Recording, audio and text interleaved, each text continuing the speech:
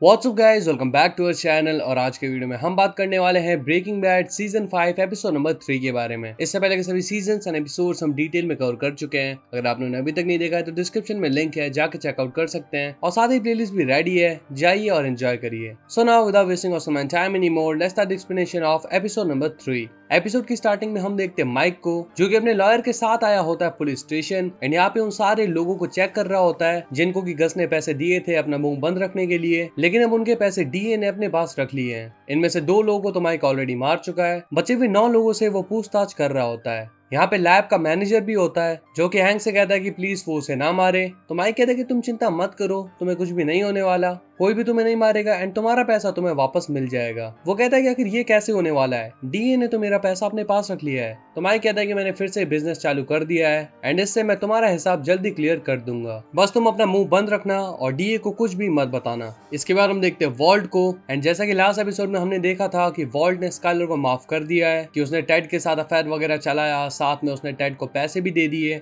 तो वॉल्ट इस चीज से बिल्कुल भी गुस्सा नहीं है, उसने स्काइलर को इस चीज के लिए माफ कर दिया है। स्काइलर यहाँ पे वॉल्ट के पास आती है एंड वॉल्ट उससे यही कहता है कि तुम चिंता मत करो, मैं तुम्हें माफ कर चुका हूँ एंड इसमें तुम्हारी कोई भी गलती नहीं थी। इसके बाद हम देखते हैं वॉल्टर, सॉल और जेसी को साथ में एंड यहाँ पे वो लोग डिस्कस कर रहे होते हैं इसी बिजनेस के बारे में, क्योंकि सॉल ही वो बंदा है जो कि इनके बिजनेस को रन करने में पूरी हेल्प कर सकता है। And as we all know कि सॉल के बिना वॉल्ट कुछ भी नहीं है। कई बार ऐसी सिचुएशंस आई हैं जहाँ पे सॉल ने वॉल्ट को बचाया है एंड यहाँ पे बिजनेस से रिलेटेड बातें कर रहे होते हैं कि माइक को इसमें इंक्लूड करना सही रहेगा या नहीं। तब यहाँ पे माइक आ जाता है और वो वॉल्ट से कहता है कि तुम्हारा काम होगा कुक करने का एंड बाकी बिजनेस का जो भी एक्सपोर्ट इंपोर्ट का काम है वो मैं करने वाला हूँ और तुम अपना दिमाग ज्यादा नहीं चलाओगे, तुम बस शांति से कुक करोगे। इतना कह के माइक यहाँ से चला जाता है और फिर सॉल वॉल्ट से कहता है कि क्या अभी भी तुम उसके साथ बिजनेस करना चाहते हो। तो वॉल्ट कहता है कि चिंता मत करो, वो बिजनेस को कंट्रोल करेगा एंड मैं उसे। जिसके बाद हम देखते हैं कि वो सभी जगह ढूंढने के लिए जाते हैं जहाँ पे वो लोग कुक करने वाले हैं। इसके लिए सबसे पहले वो आते हैं पेपर फैक्ट्री में, लेकिन वॉल्ट का कहना था कि ये जगह ठीक तो है लेकिन यहाँ पे काफी ज्यादा हीटिंग होती है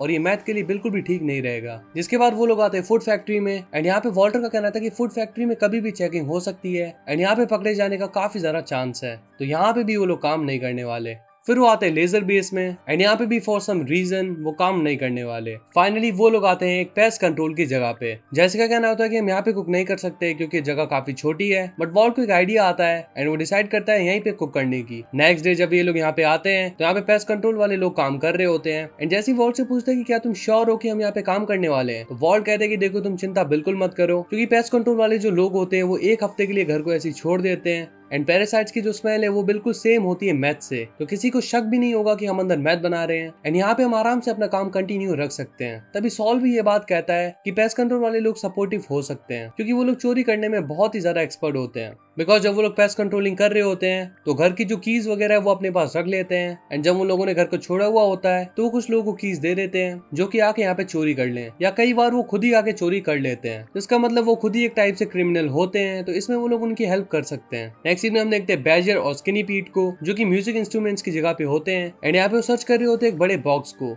जो कि उन्हें जैसी के पास लेके जाना है। फाइनली उन्हें बॉक्स मिल जाता है एंड वो उसे लेके आ जाते हैं जैसी के पास। उन्हें पता होता है कि जैसी कुछ बड़ा करने का प्लान कर रहा है, तो वो जैसी से पूछते हैं कि जैसी क्या हम तुम्हारे साथ काम कर सकते हैं, क्या तुम हमें अपॉर्चुनिटी दे सकते हो। तो जैसी कहता है कि देखो अभी काम अच्छी तरीके से चालू नहीं हुआ है तो अभी के लिए तो नहीं, बट कुछ टाइम बाद मैं तुम्हें एक बहुत ही अच्छी अपॉर्चुनिटी दे सकता हूँ एंड काफी सारे काम है जो मैं तुमसे करवा सकता हूँ। इसके बाद हम देखते हैं जैसी, वॉल्ट और माइक को एंड यहाँ पे माइक अंदर आके पेस्ट कंट्रोल वाले सभी लोगों को समझाता है कि वॉल्ट और जैसी तुम्हारे बॉस हैं एंड तुम्हें उनकी हर बात माननी है। उन लोगों ने अगर तुम्हें जंप करने को बोला तो तुम्हें जंप करना है, मतलब कि वो लोग जो कहेंगे तुम्हें वो सब करना पड़ेगा। तुम उनसे कोई सवाल जवाब नहीं कर सकते एंड उनके कोई भी ऑर्डर को टाल नहीं सकते एंड इफ मुझे पता चला कि किसी ने मेरे ऑर्डर्स का उल्लंघन किया है तो मुझसे बुरा कोई नहीं होगा। इसके बाद हम वॉल्ट और जैसी को देखते हैं जो कि साथ में जैसी के घर पे बैठे होते हैं एंड यहाँ पे वो लोग डिस्कस कर रहे होते हैं कि वो मशीन्स वगैरह को किस तरीके से सेटअप करने वाले हैं। तब यहाँ पे एंड्रिया आ जाती है अपने बेटे के साथ एंड आज की रात वो यहीं पे जैसी के साथ रहने वाली है। तो ये सब देखते हुए वॉल्ट यहाँ से निकल रहा होता है, लेकिन एंड्रिया उससे कहती है कि अगर तुम चाहो तो यहाँ पे डिनर कर सकते हो एंड साथ में यहाँ पे रुक भी सकते हो। तो वॉल्ट इस चीज से काफी ज्यादा खुश हो जाता है एंड वो यहाँ पे रहने का डिसाइड कर लेता है। नेक्स्ट डे पेस्ट कंट्रोल वाले जो लोग होते हैं उन लोगों ने घर को पेस्ट कंट्रोल के लिए छोड़ दिया होता है एंड यहाँ पे एक बंदा होता है जिसका नाम होता है टॉड। वो उनसे कहता है कि मैंने सब कुछ सेटअप कर दिया है और साथ ही जितने भी सिक्योरिटी कैमरास थे मैंने सबको डिसेबल कर दिया है। इसके बाद वॉल्ट और जैसी डट कर पूरे दिन काम करते हैं एंड रात के टाइम जब वो लोग मूवी देख रहे होते हैं तो वॉल्ट जैसी से कहता है कि मैं जब तुम्हारे घर पे रुका रुका था, जब एंड्रिया आई थी, तो मुझे सच में काफी ज्यादा अच्छा लगा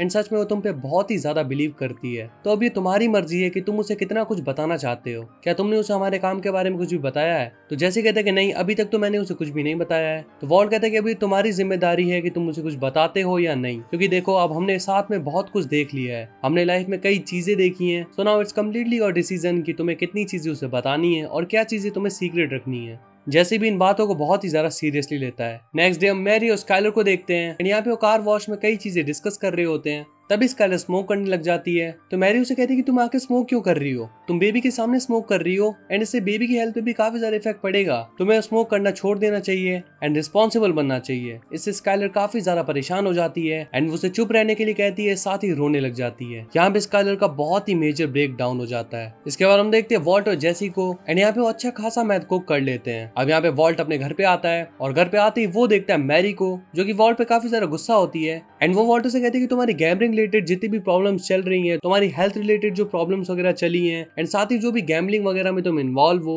इन सारी चीजों से स्काइलर का इतना बुरी तरीके से ब्रेकडाउन नहीं हो सकता, क्योंकि मैं स्काइलर को अच्छी तरीके से जानती हूँ। जरूर इसके पीछे कोई ना कोई बड़ा रीजन है। तो अब जब तक तुम मुझे अच्छी तरीके से जवाब नहीं देते, मैं यहाँ से नहीं जाने वाली हूँ और यहीं पे रहने वाली हूँ। तो वॉल्ट उसे कहता है कि स्काइलर का एक अफेयर था, वो टेड के साथ रिलेशन में थी, यानी कि वो मुझे चीट कर रही थी एंड अब टेड की हालत बहुत ही ज्यादा खराब है, उसके जीने मरने का टाइम चल रहा है, तो इसीलिए वो बहुत ही ज्यादा दुखी है उसके लिए। वॉल्ट कहता है कि प्लीज हैंक को इस बारे में कुछ भी मत बताना। अब मैरी उसका कोई रिप्लाई तो नहीं देती एंड यहाँ से चली जाती है। फिर हम देखते स्काइलर को जो कि सो रही होती है, लेकिन यहाँ पे वो सच में काफी ज्यादा सीरियस होती है एंड जब वो बाहर आके देखती है तो यहाँ पे वॉल्ट और वॉल्ट जूनियर मूवी देख रहे होते हैं एंड यहाँ पे लिटरली स्काइलर काफी ज्यादा क्रीपी लग रही है एंड वो काफी ज्यादा डरी हुई है। अब वो किस चीज से डरी हुई है ये तो डेफिनेटली हमें आगे आने वाले एपिसोड्स में पता चलने वाला है। फिलहाल नेक्स्ट सीन में हम देखते हैं पैसों का बंटवारा होते हुए माइक, जेसी और वॉल्ट के बीच। माइक कहता है कि 20% तो ट्रांसपोर्टेशन के होते हैं, तो वो 20% को हम साइड में रख देते हैं। और वॉल्ट इस चीज से काफी ज्यादा निराश होता है कि आखिर 20% ट्रांसपोर्टेशन के कैसे लग सकते हैं। माइक कहता है कि तुम इस बारे में नहीं बताइए, बहुत ही कॉम्प्लिकेटेड चीज है। जैसे का कहना था कि प्लीज तुम लोग फाइट मत करो आपस में, अगर तुम्हें पैसा वगैरह चाहिए तो मेरे हिस्से में से ले लो। वॉल्ट कहता है कि नहीं, ऐसा कुछ भी नहीं होगा, अगर पैसा जाएगा तो सभी के हिस्से में से जाएगा। तो अब वो लोग अपने अपने हिस्से में से पैसा देने लगते हैं एंड यहाँ पे माइक ये भी बताता है कि फिलहाल के लिए हमें अपने अपने हिस्से से थोड़ा थोड़ा और कट करना पड़ेगा, क्योंकि 9 लोगों को भी पैसे देने हैं ताकि वो लोग अपना मुंह बंद रखें। एंड इस चीज से वॉल्ट और भी ज्यादा डिसअपॉइंट हो जाता है। अब पैसे के बंटवारे के बाद वॉल्ट जेसी से पूछता है कि आखिर तुम्हें कैसा लग रहा है। जेसी कहता है कि देखो, मैंने एंड्रिया को सब कुछ बता दिया, मतलब कि फाइनली वो अपने बिजनेस के बारे में एंड्रिया को सब कुछ बता चुका है। एंड यहाँ पे वॉल्ट उससे कहता है कि मैं इस बारे में तुमसे बात नहीं कर रहा हूँ, मैं बात कर रहा हूँ कि हमें इतना कम पैसा मिल रहा है, इस बारे में तुम्हें कैसा लग रहा है। यहाँ पे जेसी का दिमाग खराब हो जाता है और वो कहता है कि तुम्हें पता है, हम पहले एम्प्लॉयज की तरह काम करते थे गस के लिए,